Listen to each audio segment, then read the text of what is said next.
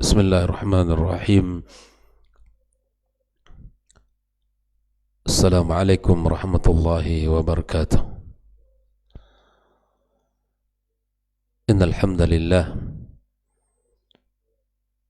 nahmaduhu wa nasta'inuhu wa nastaghfiruhu wa nastahdihi wa na'udzu billahi min shururi anfusina wa sayyiati a'malina. May yahdihillahu fala mudilla lahu wa may yudlilhu fala hadiya lahu. Asyhadu an la ilaha illallah wahdahu la syarika lah wa asyhadu anna Muhammadan abduhu wa rasuluh alladzi la nabiyya wa la rasula ba'dah. Qala ta'ala ya ayyuhalladzina amanu ittaqullaha haqqa tuqatih wa la tamutunna illa wa antum muslimun. Allahumma inna nas'aluka ilman nafi'an wa rizqan tayyiban wa amalan mutaqabbala. Amma ba'd, fa inna asdaqal hadithi kitab Allah wa khairul hadi hadi Muhammad sallallahu alaihi wasallam wa syarrul umuri muhdatsatuha wa kullu muhdatsatin bid'ah wa kullu bid'atin dhalalah. Kaum muslimin dan muslimat, al-musyahidin wal musyahidat rahimani wa rahimakumullah. Alhamdulillah, tiada kalimat yang paling layak untuk kita selalu ucapkan melainkan memuji dan muji Allah Subhanahu wa taala atas seluruh nikmat yang Allah limpahkan kepada kita pada setiap kehidupan kita, pada setiap usia detik waktu yang kita lewati. Tidak ada nikmat yang tidak kita dapatkan melainkan dari Allah Azza wa Jalla. Maka kesyukuran harus kita jadikan bagian dari kehidupan, baik syukur secara lisan dengan memujinya, ataupun kita syukur secara pembuktian di mana kita menjalankan perintah-perintahnya dan meninggalkan seluruh larangan-larangannya. Dengan menjalankan perintah-perintahnya, mudah-mudahan kita termasuk orang-orang yang selalu membalasi segala nikmat Allah dengan ketaatan-ketaatan kita, dan dengan menjauhkan seluruh larangannya adalah bagian dari usaha kita untuk mensyukuri kenikmatannya.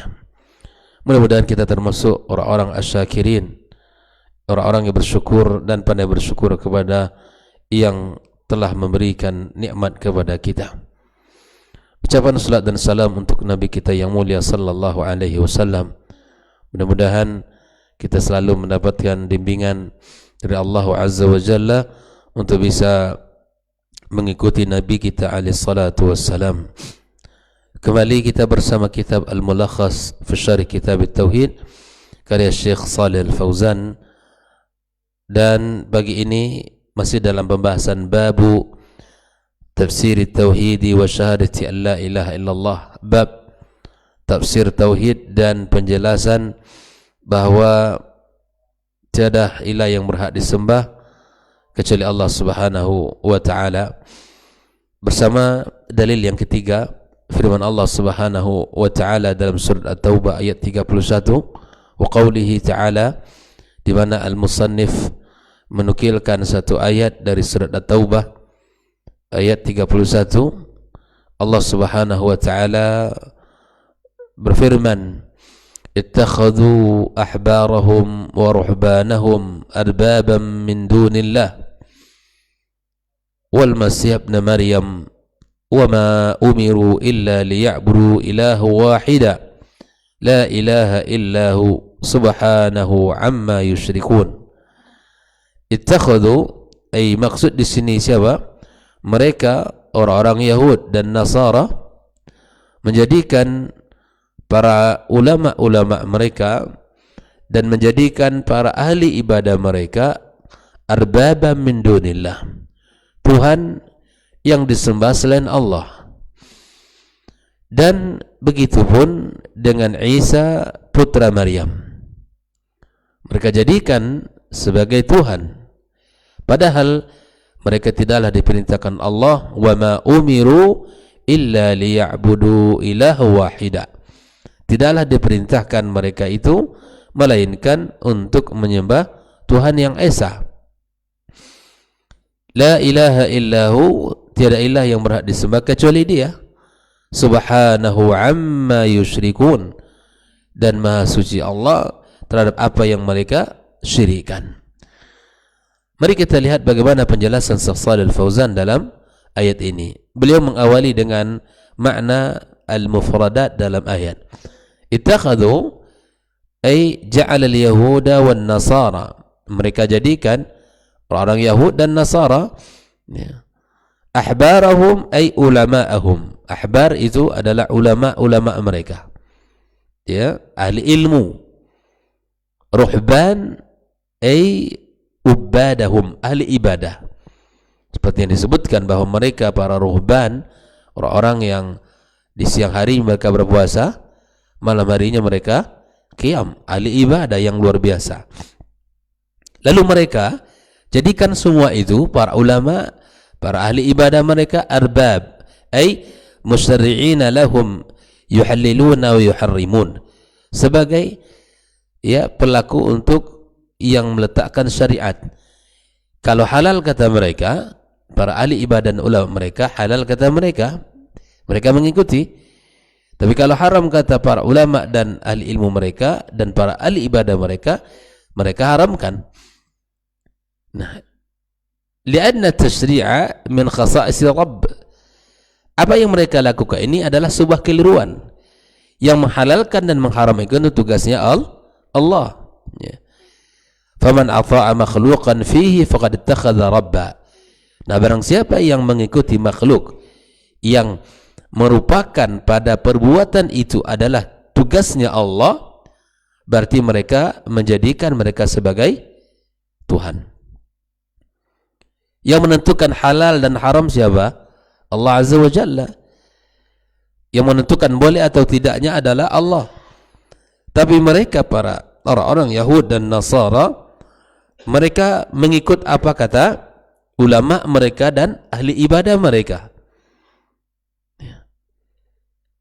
Yang mereka haramkan sesuatu yang dihalalkan Allah, kebalikan dari hukum yang sesungguhnya. Dan yang mereka halalkan sesuatu yang diharamkan Allah. Nah, ketika mereka, para orang-orang Yahud dan Nasara, mengikut ulama mereka yang bertentangan dengan syariat yang telah Allah tetapkan, maka itu artinya kata Allah, mereka menjadikan mereka tersebut adalah rabbah atau arbabah. Nah, inilah makna yang pertama. Wal Masih ibn Maryam, siapa dia ini? Huwa ittakhadhu Isa alaihissalam rabban bi'ibadatihim lahu. Mereka jadikan Isa alaihissalam sebagai Tuhan dengan mereka sembah, mereka taati di dalam ibadah mereka kepada Allah Azza wa Jalla. Padahal Isa alaihissalam adalah Rasul, pilihan Allah Azza wa Jalla. Ibadah tidak boleh diberikan kepada para Rasul, ya, hanya kepada Allah semata. Tidak boleh diberikan kepada malaikat, tidak diberikan kepada para anbiya, para Rasul, orang-orang saleh, ahjar, para batu-batuan, wal asjar, ya, pepohonan, tidak boleh. Semua ibadah kita hanya untuk Allah Azza wa Jalla.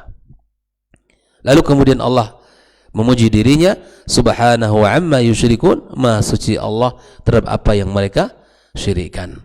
Ay tanazzah Allah Ta'ala wa taqaddasa 'anil syuraka wan nudhara.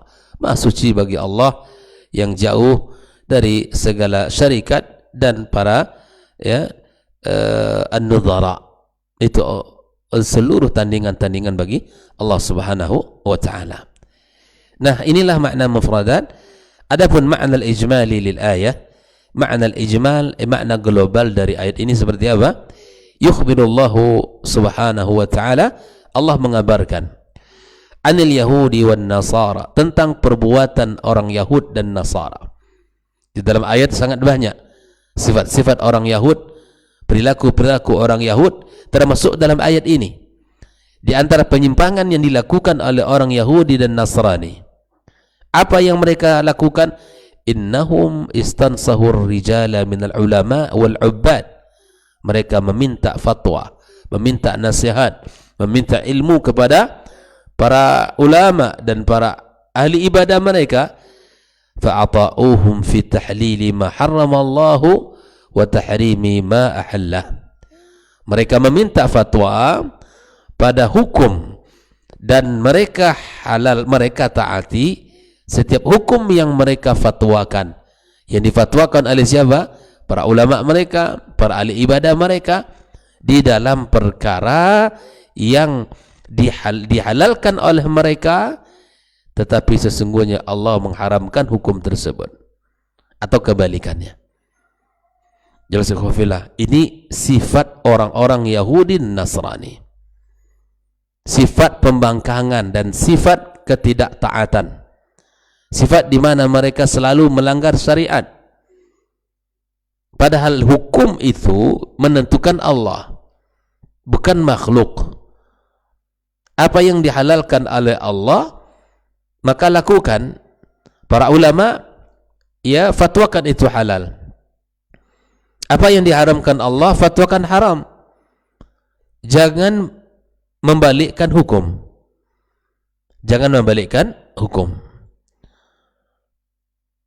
Fanazzaluhum bidzalika manzilata rabbi. Dengan cara seperti itu mereka mentaati fatwa yang mereka keluarkan, padahal fatwa itu adalah sesuatu yang bertentangan dengan syariat.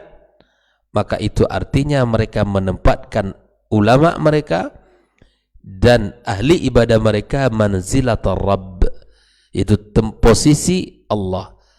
Mereka menempatkan posisi ulama mereka dan ahli ibadah mereka posisi yang seharusnya itu adalah posisi yang dimiliki oleh Allah Subhanahu wa taala, alladzi min khasaisihi at-tahlil wat tahrim, yang merupakan keistimewaan, yang merupakan tugas menghalalkan dan mengharamkan itu adalah tugas Allah Azza wa Jalla. Kama abada an-nasara Isa, seperti mana juga orang Nasrani adalah mereka menyembah Isa alaihissalam, wa za'amu annahu ibnullah, dan mereka sangkakan bahwa Isa adalah anaknya Allah. Ya. Ini baru kita lewati beberapa hari ya, di mana akidah seorang muslim harus terjaga, harus terpelihara, ya, harus bersih dari keyakinan mereka ini. Itu artinya sama ketika kita merayakan ya hari tersebut seperti mereka merayakannya, maka itu artinya ya kita sama seperti golongan mereka. Kata Nabi SAW, man tasyabbah biqaumin fahuwa minhum.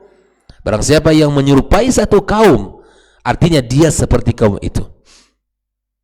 Allah Ta'ala menjelaskan dalam banyak ayat tentang prinsip agama yang harus kita pegang, yang tidak boleh kita campur adukkan.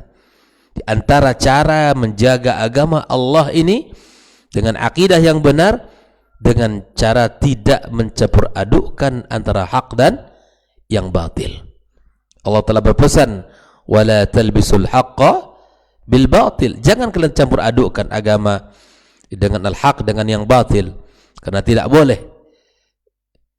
Ya, maka dengan cara kita tidak berdiri di atas dasar toleransi beragama, kita ikut-ikutan mensiarkan siar agama mereka, menunjukkan sikap seperti sikap mereka. Ini tidak dibenarkan dalam Islam.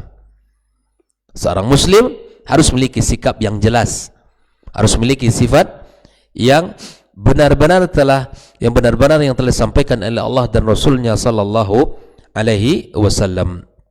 Maka ikhwafillah, seperti mana yang dilakukan oleh orang Yahud dan Nasrani, fanabadhu kitab Allah alladhi amarahum fihi, mereka buang kitab Allah Azza wa Jalla, mereka tinggalkan, mereka kesampingkan alladhi amarahum fihi bi ta'ati wahdah, yang mana kitab itu Allah tunjukkan isinya hanya menyembah Allah semata, wa ibadati wahdah, dan menyembah Allah semata, mentaati Allah semata, dan menyembah Allah semata. Kitab yang bersih itu, yang benar itu mereka singkirkan. Mereka pakai apa? Fatwa-fatwa dari ulama dan ahli ibadah mereka yang bertentangan dengan kitab suci yang telah Allah turunkan. Ya, wa hadza ikhbarun minhu subhanahu, yang mengatakan ini bukan fulan dan fulan, tapi Allah Rabbuna tabaraka wa taala yang menciptakan mereka, yang memberikan kebutuhan, mencukupkan kebutuhan mereka, dan memberikan kepada mereka ya segala bentuk nikmat dan kebaikan. Allah langsung menceritakan karakter mereka dalam Al-Quranul Karim. Lihat ketika Allah mengabarkan tentang sifat mereka, ini adalah bentuk yang harus kita pahami dari Al-Quranul Karim, sehingga kita tidak termasuk dari sifat mereka. Maka kalau kita sebagai seorang muslim yang taat kepada Allah, kita hanya tunduk kepada apa yang disyariatkan Allah semata. Bagaimanapun orang memfatwakan ini adalah halal tapi ada sesungguhnya haram, ya, maka fatwa haram itulah ketetapan yang haram itu yang harus kita pakai. Khafillah, ini pelajaran mahal untuk kita seorang muslim agar tidak menjadi sifat ya orang-orang Yahudi dan Nasrani yang selalu melanggar aturan Allah Subhanahu wa taala. Wa hadza ikhbarun minhu subhanahu wa yatadammanu inkara ma fa'alu, dan di samping mengabarkan berita mereka, sifat-sifat mereka, karakter-karakter mereka, terdapat juga ya inkara ma fa'alu, sebuah pengingkaran terhadap apa yang mereka lakukan, ya, di mana Allah tidak menyukainya. Walidzalika nazzaha subhanahu amma yatadammanu hadzal fi'l min asy-syirki bih, di mana Allah azza wa jalla memuji dirinya dan Allah berhak untuk dipuji. Allah maha tinggi, Allah maha agung, Allah berhak untuk memuji dirinya. Maka dalam ayat ini adalah Allah menyebutkan ya bahwa Allah azza wa jalla maha suci ya dan dari apa yang mereka lakukan. Ikhwafillah rahimakumullah. Inilah makna ayat di mana Allah tabaraka wa taala mengabarkan tentang sifat orang Yahudi dan Nasrani yang menyimpang dari perintah-perintah Allah Subhanahu wa taala. Kemudian Syekh Shalih Al-Fauzan menyebutkan munasabatul ayatil bab. Apa kesesuaian ayat yang dibawakan ini dari bab yang kita bahas? Yaitu annaha dallat ala anna min ma'na tauhid, bahwa ayat ini menunjukkan bahwa makna tauhid wa syahadati an la ilaha illallah, dan persaksian bahwa tiada ilah selain Allah, ifradullahi bi ta'ah, ya, mengesahkan Allah dalam ketaatan. Apa? Fi tahlili ma ahalla wa tahrimi ma harram. Mengesahkan Allah itu di dalam apa yang Allah halalkan dan apa yang Allah haramkan. Artinya syariat yang menunjukkan itu adalah hukumnya halal lakukan, dan syariat yang menunjukkan hukumnya itu haram tinggalkan. Ya. Pijakan kita di dalam menghalalkan sesuatu dan mengharamkan sesuatu adalah Allah. Bukan ya, maslahat, bukan sesuatu yang mengandung unsur-unsur ya, yang bukan untuk Allah Subhanahu wa taala. Ini maknanya. Ketika diharamkan oleh Allah taati, dan ketika dihalalkan oleh Allah kerjakan. Mengerjakan sesuatu yang diperintahkan dan meninggalkan sesuatu yang dilarang, itu artinya kita mengesahkan Allah tabaraka wa taala. Wa anna man ittakhadha syakhsan min dunillah, yang menjadikan seseorang selain Allah azza wa jalla yuhallilu ma halla wa yuharrimu ma harram fahuwa musyrik. Yang menjadikan seseorang selain Allah azza wa jalla yang menentukan halal dan haram, kemudian itu adalah orang-orang yang termasuk golongan musyrikin. Jadi kalau kita mengikut seseorang yang menentukan halal dan haram, padahal apa yang disebutkan itu adalah tidak sesuai dengan apa yang disampaikan Allah, itu artinya kita termasuk orang-orang yang musyrik, seperti mana Allah sampaikan dalam surah At-Taubah ini. Ikhwafillah rahimakumullah. Apa pelajaran yang bisa kita ambil dari surat At-Taubah ayat 31 ini. Yang pertama, anna min ma'na tauhidi, bahwa di antara makna tauhid itu wa syahadati an la ilaha illallah, dan makna persaksian bahwa tiada ilah selain Allah, ta'atullahi fit tahlili wat tahrim, mentaati Allah di dalam hukum ya halal dan haram, di dalam halal dan haram, mentaati Allah azza wa jalla. Dan di antara keberkahan dari ketaatan itu sangat banyak. Kita akan sangat nyaman dan kita akan sangat lega di dalam menjalankan aktivitas kita, kehidupan kita. Jelas ya? Tentang halal dan haram itu kalau kita bicara maslahat akan kembali manfaatnya kepada kita. Baik itu maslahat secara kejiwaan kita. Sesuatu yang halal pasti baik dan sesuatu yang haram pasti memberikan efek buruk, baik kepada diri kita ataupun kepada orang lain. Yang jelasnya kepada diri kita, para pelakunya. Orang yang menjaga makanan yang halal, ya, orang yang menjaga minuman yang halal dan meninggalkan sesuatu yang diharamkan oleh Allah azza wajalla, akan kembali manfaatnya kepada dirinya, akan kembali manfaatnya kepada kesehatannya, ya, kepada kebaikan dirinya. Tidak ada orang yang akan merugi ketika menjalankan perintah Allah azza wajalla. Kenapa demikian ikhwah? Karena Allah yang menciptakan kita, Allah yang tahu dengan kebaikan kita, Allah yang tahu dengan maslahat kita. Ketika Allah haramkan khamar, maka pasti akan banyak manfaat yang kita dapatkan ketika kita meninggalkan khamar. Ketika Nabi SAW haramkan bagi laki-laki umat ini pakai emas, pasti ada manfaatnya. Dan keberkahan yang akan kita dapatkan sangat banyak dalam kehidupan kita, di dalam mentaati aturan Allah subhanahu wa ta'ala. Ini subhanallah, banyak hari ini laki-laki yang pakai kalung, pakai emas. Bukan keren-kerenan, bukan. Ini masalah ketaatan. Bukan masalah hebat, kaya nak kayanya, bukan bab itu. Ini masalah seseorang taat apa tidak dengan aturan Allah subhanahu wa ta'ala. Maka ikhwafillah, di dalam menjalankan hal yang halal dan yang haram, meninggalkan yang haram, pasti manfaatnya, maslahat kembali kepada kita, ya, kan kembali kepada kita, lambat atau cepat. Setiap orang yang menjaga dirinya dari syariat Allah. Tidakkah kau ingat dengan hadis Nabi SAW kepada Abdullah bin Abbas radhiyallahu ta'ala anhu, ihfazillaha yahfazka, jagalah Allah, pasti Allah menjagamu.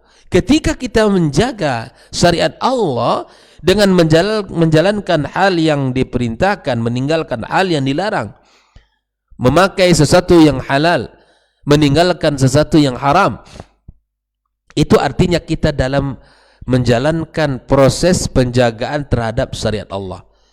Manfaatnya apa? Ihfazillaha yahfazka, Allah akan jaga kamu, akan Allah lindungi kamu. Ihfazillah tajidhu tujak, engkau akan dapatkan Allah, ya, bersamamu dalam setiap urusanmu. Tidak ada masalah, pasti Allah akan dengarkan dirimu. Makanya kata Nabi, ta'arraf ilallahi fir raqa ya'rifka fis syiddah. Tetaplah istiqamah, kenali Allah dalam setiap kondisi kehidupanmu, di saat kamu lapang, di saat kamu kaya, di saat kamu sehat, di saat kamu berada. Ingat Allah, jaga Allah, jalankan perintahnya. Allah akan dengarkan sebut seluruh bentuk kesulitanmu dan segala bentuk pengaduanmu. Ya'rifka fi syiddah, Allah akan kenal denganmu di saat kamu sulit. Bayangkan, di manfaatnya akan kembali kepada kita. Ustaz, ada orang yang maksiat tapi segala bentuk kenikmatan dia dapatkan. Di dalam kemaksiatan itu Allah berikan rezeki yang melimpah ruah. Apakah ini bentuk ketidakadilan Allah kepada orang beriman? Tidak. Ini namanya dikategorikan dalam sebutan syariat istidraj. Di dalam kemaksiatan tetap dia mendapatkan rezeki yang banyak, melimpah ruah. Semakin diberikan rezeki, semakin jauh kepada Allah. Itu namanya istidraj, di mana Allah ulurkan nikmat satu persatu kepadanya sehingga tidak ada lagi bagian dia di akhirat kelak. Jangan kita tertipu dengan kalimat itu. Banyak orang yang mengatakan, asa sejak kecil begini, tapi begini saja kehidupan saya. Akhi fillah, syukuri, bisa jadi dengan kehidupan seperti itu Anda tetap istiqamah. Tapi kalau tidak, ya bisa jadi Anda termasuk orang yang melampaui batas kepada Allah Subhanahu wa taala. Oleh ikhwafillah rahimahullah, maka syukuri setiap jengkal dari kehidupan kita yang kita lewati, sungguh tidak terlepas dari nikmat Allah Azza wa Jalla. Maka makna tauhid dan makna persaksian bahwa tiada ilah yang berhak disembah melainkan Allah dengan cara mentaatinya di dalam halal dan haram. Yang kedua pelajarannya, anna man ata'a makhluqan fi ta'lilil harami wa tahrimil halali faqad ittakhadha syarikan lillah. Orang yang mentaati makhluk di dalam menghalalkan yang halal dan mengharamkan yang haram, maka sungguh dia telah menjadikan orang tersebut sebagai tandingan bagi Allah SWT. Bahaya apa tidak bahaya ini? Ancaman luar biasa. Tapi orang sangat tidak takut dengan ancaman ini. Artinya kita berhati-hati di dalam menjalankan apa yang difatwakan. Yang ketiga, ar-raddu 'alan nasara fi i'tiqadihim fil masih alaihi salam. Jawaban terhadap orang-orang Nasrani. Nasrani di dalam keyakinan mereka bahwa Isa alaihissalam wa bayanu annahu abdullah. Jawaban terhadap mereka apa? Mereka jadikan dia sebagai anak Allah. Itu adalah keyakinan yang batil. Dia adalah rasul wa bayanu annahu abdullah, dan jelaskan bahwa dia adalah hamba Allah Subhanahu wa taala dan utusannya, bukan anak Allah, atau dia adalah Allah Subhanahu wa taala. Orang-orang Nasrani keliru dalam bab ini. Orang Nasrani salah di dalam menjadikan Isa sebagai Allah atau dia anak Allah Subhanahu wa taala. Yang keempat, pelajaran yang bisa kita ambil, tanzihullah anis syirki, bersihkan Allah, sucikan Allah dari kesyirikan. Sucikan Allah dari segala bentuk kesyirikan yang ada. Kita minta ampun kepada Allah Azza wa Jalla, kepada Allah Azza wa Jalla atas segala kesyirikan yang pernah kita lakukan, sengaja maupun tidak, yang kecil maupun yang besar, yang zahir maupun yang batin. Segala bentuk kesyirikan itu harus kita tinggalkan, dan kita harus bertaubat kepada Allah segera. Jangan kita merasa bahwa ini adalah perkara ringan. Tidak. Kesyirikan perkara yang sangat berat, perkara yang sangat menakutkan. Orang yang melakukan kesyirikan meninggal, wa ma'wahun nar, tempatnya neraka, seburuk-buruk tempat untuk kembali ada neraka Allah waliyadzubillah. Jangan sampai kita melakukan kesyirikan, dan jangan sampai kita bercita-cita untuk melakukannya. Jaga diri kita, jaga keluarga kita dan orang-orang kita cintai, agar semua mereka bersih dari kesyirikan dan jauh dari kesyirikan. Jauhkan kehidupan kita dari segala bentuk pernak-pernik kesyirikan, hal-hal yang membuka pintu kesyirikan. Jauhkan itu semua. Teguhkan pendirian kita di atas akidah yang benar dengan pemahaman para sahabat, para tabi'in dan tabi'in yang berlandaskan kepada kitab Allah dan sunnah Rasulullah sallallahu alaihi wasallam. Keteguhan di atas tauhid, di atas kebenaran, di atas manhaj yang sahih adalah keberuntungan, adalah keselamatan, adalah kebaikan dan keberkahan dalam kehidupan, baik itu di dunia maupun di akhirat kelak. Apapun orang di sekitar kita, apapun bahasa-bahasa orang di sekitarnya, jangan kita pedulikan. Tidak boleh kita masukkan ke dalam hati kita. Biarkan di atas tauhid yang benar kita berjalan, di atas akidah yang benar kita melangkah. Inilah yang harus kita jaga sampai kita meninggal dunia. Semoga kita termasuk orang-orang yang menjaga akidahnya, yang taat kepada Allah dalam halal dan haramnya, dan menjauhkan sifat orang Yahudi dan Nasrani yang selalu menyelisih syariat Allah Azza wa Jalla, dan selalu kita mensucikan Allah ya dari segala kesyirikan-kesyirikannya. Pujilah Allah dalam segala keadaan kita, tinggikan Allah ya asma dan sifatnya dalam setiap sanjungan kita, karena Allah maha layak untuk dipuji, Allah maha ya layak untuk disanjung, karena tidak ada yang menyerupainya, adalah Rabbuna tabaraka wa ta'ala yang maha tinggi dan maha kaya, yang maha perkasa dan maha bijaksana. Mudah-mudahan Allah subhanahu wa ta'ala ya berikan kepada kita pemahaman dari ayat yang barusan kita baca. Allah berikan semangat untuk mengamalkan isi kandungannya, dan semoga kita terjaga dan keluarga kita, anak keturunan kita dari kesyirikan-kesyirikan yang sangat dibenci oleh Allah Azza wa Jalla. Dan semoga saudara kita yang melakukan kesyirikan, Allah berikan kepadanya hidayah untuk bisa bertaubat, dan orang-orang yang belum mengucapkan kalimat syahadat, Allah berikan kepadanya petunjuk untuk bisa mengucapkannya, karena sesungguhnya hidayah di tangan Allah. Siapapun tidak ada yang mampu, tidak ada yang sanggup untuk bisa memberikan hidayah kecuali jika Allah Subhanahu wa taala berkehendak kepadanya. Wassallallahu ala nabiyyina Muhammadin wa ala alihi wa sahbihi ajma'in. Wa subhanakallahumma bihamdik asyhadu an la ilaha illa anta astaghfiruka wa atubu ilaik. Wassalamualaikum warahmatullahi wabarakatuh.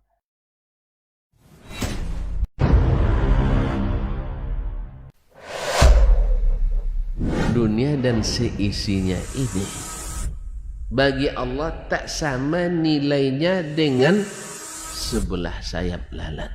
Barang siapa yang beramal untuk akhiratnya, Allah akan cukupkan baginya urusan dunia.